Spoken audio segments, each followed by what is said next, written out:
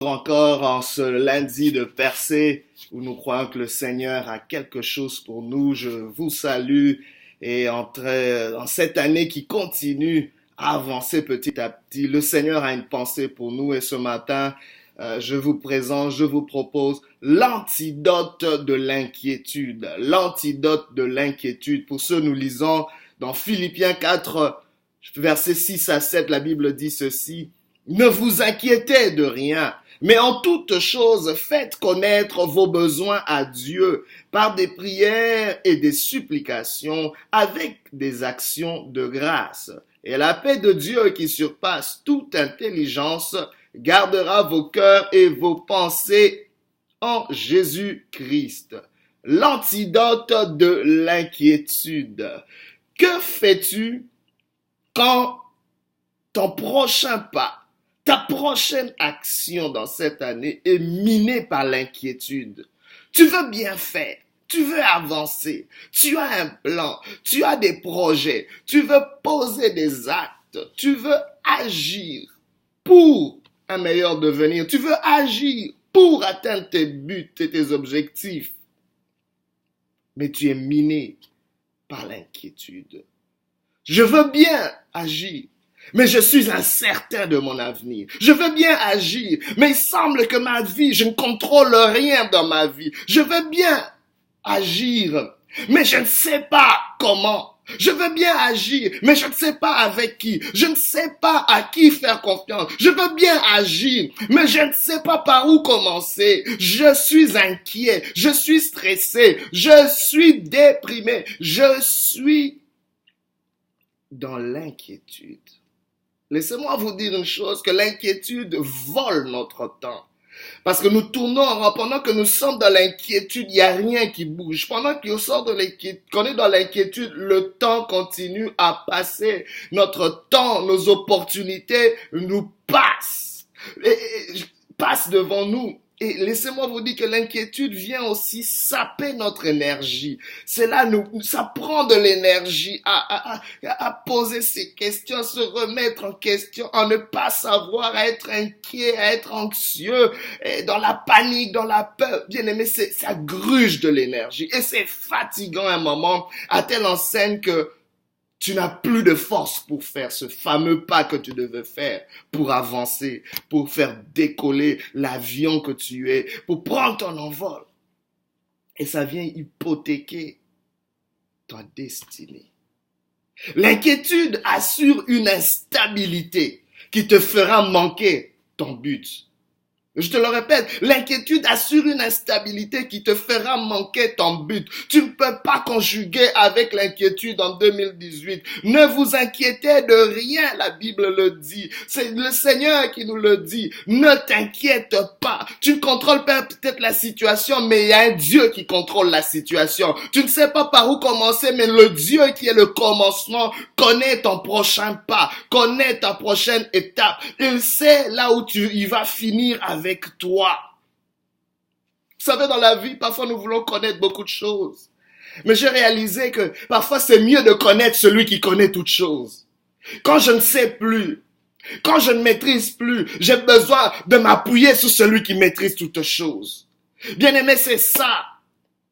C'est cette formule que Dieu nous propose dans ce texte en disant ne vous inquiétez de rien, mais dans toute chose. Il y a un mais qui vient. Dieu ne nous laisse pas juste en disant ne t'inquiète pas. C'est pas juste voici ne le fais pas.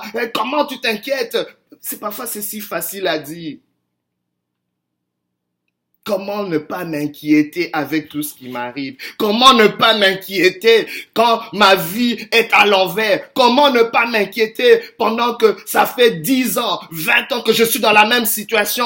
Comment ne pas m'inquiéter quand tout autour de moi me dit que je n'y arriverai pas? Comment ne pas m'inquiéter quand tout ce que j'ai fait finit par un échec, mes relations n'aboutissent pas, j'ai aucune influence, aucun impact, je sais pas, je vois les autres avancer, mais comment ne pas m'inquiéter? Dieu te dit, mais, ne vous inquiétez pas de rien, mais, faites, en toute chose, faites connaître vos besoins à Dieu. Dieu te donne un antidote à l'inquiétude. Dieu veut te donner justement une formule. Dieu, pas seulement une formule, mais Dieu veut t'accompagner justement dans cet élan, dans cette démarche. Parce qu'il y a toute une démarche. Aujourd'hui, nous voulons juste des choses fast-food, que Dieu vise quick, on claque les doigts et tout. Non, il y a un processus, il y a une démarche. Bien-aimé, la vie n'est pas juste une destination, la vie est aussi un parcours. Dieu veut que tu puisses chérir un parcours avec lui, un parcours avec sa présence. Mais laissez-moi vous dire qu'il y a des préalables avant l'action. Certes, l'inquiétude est en train de miner ton action, ta démarche, tes ambitions, ton énergie. Mais laisse-moi te dire qu'il y a un préalable avant d'agir. Et le premier préalable pour l'action, c'est la prière. Il y a un homme de Dieu qui a dit, avant d'agir, prie. Peu importe l'action que tu dois prendre, prie d'abord. Prie d'abord, c'est la priorité de tout. C'est vrai, certes, on a des gens, oh, mais ça fait longtemps depuis que je prie. Malheureusement, on a des gens d'un côté qui ne font que prier et ne pas agir. Dieu dit, tu as prié, c'est bon, mais maintenant agis. Parce que la prière te connecte avec une ressource infinie qui est Dieu, qui va renchérir ton action. La prière te connecte avec justement la sagesse infinie de Dieu qui va justement te permettre de prendre des décisions informées. La prière est le premier préalable. C'est pour ça que dans ce passage, Dieu dit, mais en toute chose, faites connaître vos besoins à Dieu par des prières et des supplications. Dieu sait que ça prend la prière pour justement annuler cette inquiétude. Le premier préalable de l'action, c'est la prière, mais aussi l'information. Avant d'agir, informe-toi. Avant d'agir, informe-toi. Ça te va prendre peut-être que tu consultes quelqu'un d'autre. Les projets échouent faute de témoins, faute de conseillers. Et laisse-moi te dire que le conseiller par excellence, c'est Dieu. Va à la source, recherche son conseil. La prière te donne accès à une information privilégiée du conseiller par excellence. Mais l'autre préalable avant l'action, c'est la réflexion. La Bible déclare que celui qui réfléchit aux choses trouve le bonheur. Apprends à réfléchir. Et dans cette prière, justement, Dieu est en train de reformater ton intelligence. Il ouvre ton intelligence. Il te permet de comprendre des choses telles que tu devrais les comprendre. Peut-être c'est ça qui t'empêche, c'est ça qui te garde dans l'inquiétude. Parce que ta compréhension n'est pas au diapason de Dieu. Dieu veut ouvrir ton intelligence, te faire comprendre des choses qui semblaient floues. Oh, j'appelle la lumière sur ta vie maintenant. Car par ta lumière, nous voyons la lumière, dit la parole. Et que la lumière soit sur toi et que tu puisses voir les choses telles que Dieu les voit. L'autre préalable avant l'action, c'est la confiance. Bien aimé, c'est toute cette démarche de la prière, la formation, la réflexion, la confiance. Pendant que tu pries, ta confiance en Dieu, bien aimé, se développe davantage. Parce qu'on fait confiance avec les gens qu'on fréquente le plus. On fait confiance à des gens avec qui on a une relation. On fait confiance avec des gens qu'on connaît. Bien aimé, plus tu fréquentes Dieu dans la prière, plus tu le connais, plus tu lui fais confiance. Et tu as besoin de confiance pour tes actions. Une action faite sans confiance, bien aimé, sera facilement balayée par le premier obstacle. Dieu veut restaurer ta confiance en toi. Dieu veut restaurer ta confiance en lui. Dieu veut aussi t'apprendre à faire confiance aux bonnes personnes. Mais laisse-moi te dire que l'antidote justement de cette inquiétude, c'est cette démarche de prière. Pourquoi? Parce que Dieu contrôle toutes choses et stabilise toutes choses. Parce qu'en réalité, l'inquiétude est une instabilité. L'inquiétude est quelque chose qui n'est pas stable, qui est juste en train de vaciller au-dedans de nous et autour de nous. Et toute personne instable ne peut pas atteindre ses buts. Toute personne instable instable dans ses émotions, instable dans ses pensées, instable dans ses actions, instable dans ses relations, aura du mal à atteindre ses buts. Aujourd'hui, recherche cette stabilité et Dieu peut te stabiliser. Dis au Seigneur, stabilise-moi. Seigneur, je suis embourbé par toutes sortes d'inquiétudes, mais retiens-moi, stabilise-moi ce matin dans le nom de Jésus. On a besoin de celui qui a de quelque chose, de ce qui a de plus solide pour contrer l'inquiétude.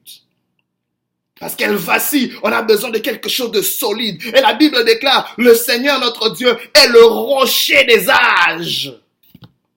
Il n'y a rien de plus solide, il n'y a rien de plus ancré, il n'y a rien de plus certain, il n'y a rien de plus rassurant, il n'y a rien de plus stable. Oh Seigneur, quand ma vie est instable, je trouve ma stabilité en toi. Même quand je ne fais pas du sens à moi-même, Seigneur, toi, tu fais du sens. Toi, tu connais tous mes sens, Seigneur, mon Dieu. Stabilise-moi, Seigneur. Laissez-moi vous dire que nous faisons recours à cette prière par des supplications, par des actions de grâce. Mais pourquoi? Parce que Dieu, laissez-moi vous dire, est la connexion par excellence.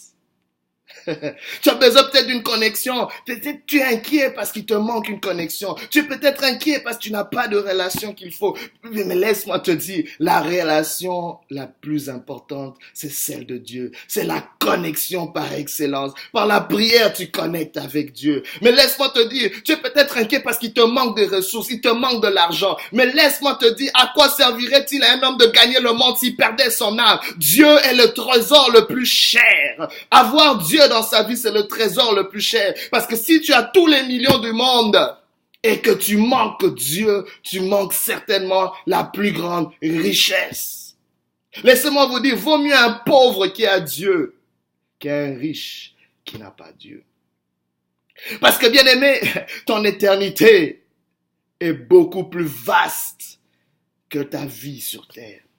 À quoi servirait-il d'avoir toute une éternité loin de Dieu?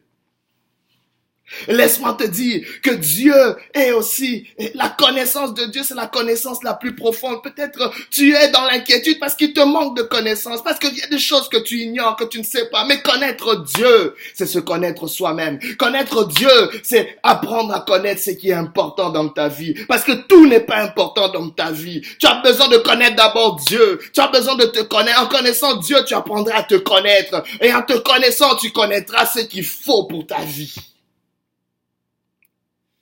Mais comment faire cette prière?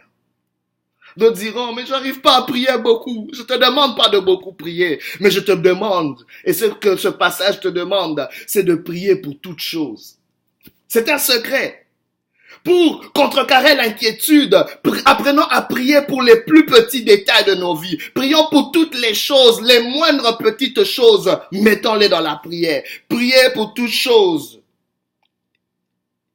C'est mieux prier plutôt que de beaucoup prier. Parce qu'il y a des gens parfois qui vont beaucoup prier simplement parce qu'ils ont peur et ils pensent qu'ils vont se rassurer en multipliant des paroles, en faisant des longs jeûnes et tout. C'est bon de jeûner, de prier et tout ça, mais apprends justement dans ton quotidien à prier pour chaque petite chose.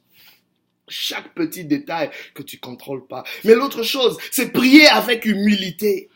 Prier avec humilité, c'est premièrement dire, Seigneur, montre-moi. C'est reconnaître son ignorance.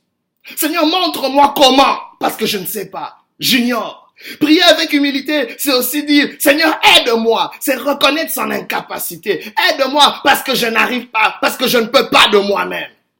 Prier avec humilité, c'est aussi change-moi, dire au Seigneur, change-moi. C'est reconnaître son imperfection. Et le Seigneur te demande aussi de prier avec appréciation. Parce qu'il veut qu'on puisse ajouter des actions de grâce. Apprécie Dieu à chaque petit moment, dans ton quotidien. N'attends pas que tout soit fini pour apprécier. Est-ce que vous réalisez que Dieu, quand il créait le monde, à chaque jour, il appréciait. Dieu vit que cela était bon. Apprends à fonctionner comme Dieu. L'appréciation quotidienne, l'appréciation à chaque étape, bien aimé, va te permettre d'atteindre le but final. Il y a des gens qui finissent par leur course parce qu'ils n'apprennent pas à apprécier chaque chose. Apprends à apprécier les plus petites choses. Prie aussi pour une intimité. Car bien aimés, ceux qui sont proches de Dieu peuvent vaincre l'inquiétude. Ceux qui ont une proximité avec Dieu peuvent vaincre l'inquiétude. Aujourd'hui, Dieu veut t'amener de l'inquiétude à l'intimité. Apprends à marcher à genoux. Il y a un texte dans 2 Samuel 15:32 qui dit, lorsque David fut arrivé au sommet, il se prosterna devant Dieu. Oui, dans ce lundi de Percée, nous parlons d'arriver au sommet. Mais laisse-moi te dire que Dieu, pour t'amener au sommet, il veut que tu puisses marcher à genoux. Il veut que tu puisses atteindre le sommet à genoux. À genoux est la formule par laquelle nous allons atteindre le sommet. Dans l'adoration, en reconnaissant que Dieu est notre source, en reconnaissant que Dieu est notre connaissance, que Dieu est notre capacité, que Dieu est celui qui nous rend parfaits, que Dieu est la sommité de toutes choses. Bien-aimé, cela va réduire ton ego et cela va élever Dieu et cela va confondre tes ennemis. Cela va assurer ta victoire. Ne vous inquiétez de rien ce matin. Dieu te donne un antidote aujourd'hui. Recommande à l'Éternel tes œuvres et tes projets réussiront. Je prie que l'Éternel te fortifie. Je prie que l'Éternel t'assiste maintenant. Dans le nom de Jésus, pendant que tu pries, pendant que tu cherches cette intimité, oh, je prie que tu puisses restaurer cette intimité avec lui. Dans le nom de Jésus, que tu puisses l'aimer comme tu l'aimais avant. Si tu l'as pas rencontré, accepte-le dans ton cœur ce matin, car Dieu frappe à ta porte ce matin. Il va être plus proche de toi pour anéantir toutes les inquiétudes dans ta vie, car il te voit atteindre ton but. Il te voit finir cette course. Dans le nom de Jésus, que Dieu te fortifie, que Dieu te bénisse et que Dieu t'assiste. Au nom de Jésus.